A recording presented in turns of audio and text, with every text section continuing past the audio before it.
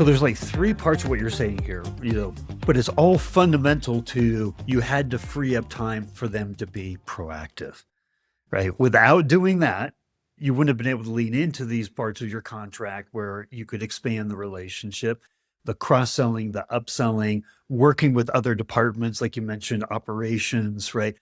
All of that wasn't happening if you were just in the throes in your team and department of just addressing questions and upset, people that were calling in, right? You had to make that transformation first before you could do all of this. I have to ask you, you've got a sales enablement background. How does this play into this? Revenue generating and just kind of your mindset and how you approach this.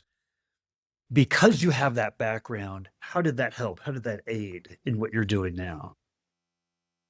Yeah, there's a couple different areas. So the first area was just the overall mindset. Every interaction that we had with the customer, I saw it as an opportunity to solve a problem for them, but turn that problem into an opportunity to discuss something else that was either new that we had or something they didn't have today, but do it in a really delicate way. So that way you're actually getting at whatever was causing them pain. So as an example of that, we have a big court customer in Arizona, and one of their judges is hard of hearing. And we have a new product that allows you to have speech to text in the courtroom live in real time. And we gave that to them as a pilot because that judge kept saying, oh, I want the speaker tilted. Can you turn up the volume in the room? But it wasn't really getting at the problem, which was they couldn't actually understand what was going on in the courtroom. And for a judge, you're one of the most critical players in the courtroom, right? You want to make sure they're going to be making the decision that they're able to hear everything.